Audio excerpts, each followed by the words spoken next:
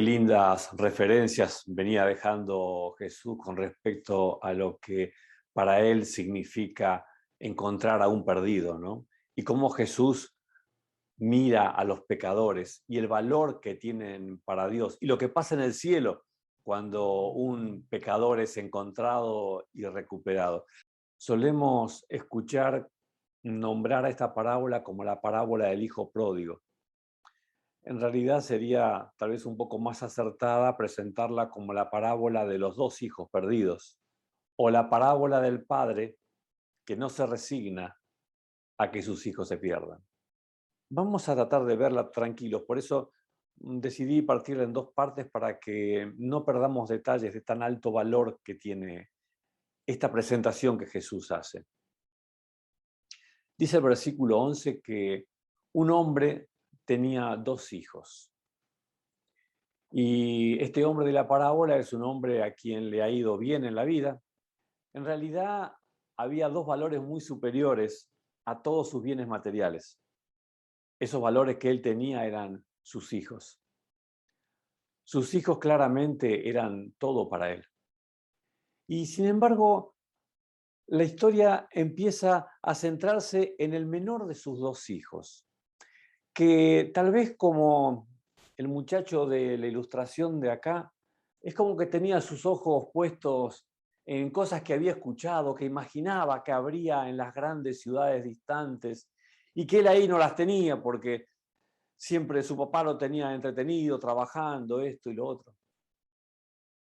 Y evidentemente soñaba con poder ir a esos lugares, a cumplir sus sueños, a vivir la vida que se imaginaba que se podía vivir.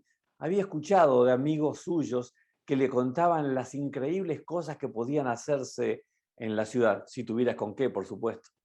Viste que el versículo 12 dice que el menor de ellos, el menor de estos dos hijos, dijo a su padre: papá, dame lo que me toca de la herencia. Así que el padre repartió sus bienes entre los dos. Dame la parte que me toca. Qué difícil debe haber sido decirle esto a su papá. Imagino que debió serle muy difícil porque involucraba despreciar a su papá, despreciar todo lo que su papá les había dado, le había dado a él en particular. Esto tiene que haber sido para este padre una puñalada en el corazón, porque como dijimos al comienzo, sin dudas, para este padre como para cualquier otro, lo más valioso que tenía en su vida eran sus hijos. Y el menor de ellos le está haciendo este planteo. Y esto trae en la familia todo un problema grave, porque tampoco es que el capital de la familia estaba en efectivo. Por supuesto que no. No había un tesoro para repartir. Lo que había era propiedades, animales, cosechas, algún dinero también, por supuesto, pero según las leyes del momento, el hijo primogénito, el mayor, llevaría 2/3 del total de los bienes del padre. Y el resto de los hijos se repartirían el tercio restante. En este caso, como eran solo dos hijos, el hijo menor se quedaría con la tercera parte de todos los bienes del padre. Pero claro, cuando el padre fallezca, pedir anticipadamente la herencia del padre era una tremenda falta de respeto. Sin embargo, el versículo que leímos recién dice que el padre repartió sus bienes entre los dos. Y vos sabés, con los planes que el menor tenía de ir a las ciudades, a vivir la vida como él quería, no le servía llevarse animales, llevarse campos, llevarse cosechas. Él necesitaba algo que pudiera transportar. Para poder hacer eso rápido, lo que necesitaba era vender. Y vos sabés, si querés vender rápido, vendés mal. Debe haber sido bastante triste también para este papá estar viendo cómo su hijo mal vendía las propiedades, los animales y los bienes que él a través de su vida había estado ganando con tanto sacrificio, y ahora su hijo más chico, lo malvendía todo para encima hacer algo que seguramente arruinaría su vida. Dice el versículo 13 que poco después el hijo menor juntó todo lo que tenía y se fue a un país lejano. Y allí vivió desenfrenadamente y derrochó su herencia. Acá es cuando él pudo irse a cumplir sus sueños. Por fin se sacó de encima a su papá, a su hermano, a las normas que lo limitaban para ser quien él quería ser. Se pudo liberar de todo eso. Para lograrlo bien se fue lejos, cosa de sentirse verdaderamente libre y que pudiera hacer lo que quisiera sin que nadie le ponga límites.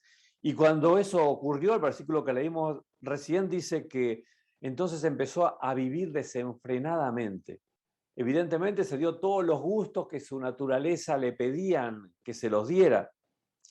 Y fue derrochando muy rápidamente esa herencia. Quizá ni se dio cuenta porque imagínate que se llevó una cantidad de riqueza muy importante de casa de su padre. En un comienzo, cuando él gastaba eso, ni se sentía el gasto que hacía. Pero así empezó a hacer mano suelta, y vos sabés, cuando ese tipo de situaciones se dan, empiezan a aparecer amigos por todos lados, ¿no? Y seguramente se llenó de amigos. Y qué divertida que era la vida, qué bien que se podía vivir lejos de papá, lejos de casa, lejos de sus restricciones y por fin poder hacer lo que él quiso con su vida. Solo que, dice el versículo 14, que cuando ya lo había gastado todo, sobrevino una gran escasez en la región y comenzó a pasar necesidad. Él que había tenido tanto dinero empezó a pasar necesidad, sí, claro, él no podía controlar todas las cosas y él estaba sin un peso. Y lejísimos de su tierra, en un país extranjero. Así que trató de rebuscárselas para poder comer. Y entonces dice que consiguió un empleo con un ciudadano de aquel país, quien lo mandó a sus campos a cuidar cerdos. Esto es quizá lo más degradante e increíble que una persona podría vivir, porque para un judío el cerdo es un animal inmundo. Nunca querría un judío estar cerca de un cerdo. Y acá el trabajo que este joven consiguió fue el de cuidar cerdos. ¿Vos estuviste alguna vez viendo un chiquero y cómo es el lugar donde se mueven los cerdos? Se llama chiquero porque es una palabra muy descriptiva de un lugar donde hay barro, suciedad, y en ese ambiente y en ese lugar el chancho se siente en la suya, se revuelca en el barro y demás y es feliz. Y en ese lugar y en ese ambiente este joven fue a trabajar cuidando a estos cerdos para poder sobrevivir. Tanta hambre tenía que hubiera querido llenarse el estómago con la comida que daban a los cerdos, pero aún así nadie le daba nada. Te das cuenta que llega a un punto en este momento de su vida y de esta crisis en que este joven está envidiando a los cerdos, que quisiera, aunque sea, poder comer lo que esos cerdos están comiendo, pero tenía un problema, que ni eso siquiera podía conseguir, porque nadie, ni siquiera le daba la comida que a los cerdos sí les daban. Y entonces estando ahí, sí, bien en el fondo del pozo, y yo imagino que cuando los fariseos y todos los que estaban ahí escuchaban esta historia, bien habrán pensado, merecido, por mal hijo, por maltratar a su padre como lo hizo, bien que se merece esto que le está pasando. Lo cierto es que este muchacho estaba en esa situación límite y estando ahí en el chiquero, entre los chanchos, en el peor momento de su vida, le pasa algo bueno. Algo bueno es lo que está en el versículo 17, donde dice que por fin recapacitó y se dijo, ¿cuántos jornaleros de mi padre tienen comida de sobra y yo aquí muero de hambre? A veces los malos momentos nos ayudan a pensar y a reflexionar. A este chico le ayudaron. Él y su mente fueron a lo que había sido su vida hasta hace poco tiempo atrás y se acordaba de los empleados, cómo eran los empleados en casa de su papá. Él era empleado ahora de un extraño en tierra extranjera y mira cómo estaba. Los empleados en casa de su papá estaban tan bien. Entonces dijo, tengo que volver a mi padre y decirle, papá, he pecado contra el cielo y contra ti. Una cosa que me gusta de la reflexión que tiene este joven es que está verdaderamente arrepentido, porque cuando planea qué es lo que va a hacer, no estaba poniendo excusas, ni diciendo, bueno, pasa que por mi falta de experiencia, nada. Llama las cosas por su nombre. Dice que irá a ver a su papá y le va a decir clarito con todas las letras, papá, pequé, papá, me equivoqué, pequé contra el cielo, pequé contra vos, papá, estuve mal, así, sin excusas, sin explicaciones. Y agregará, ya no merezco que se me llame tu hijo, trátame como si fuera uno de tus jornaleros.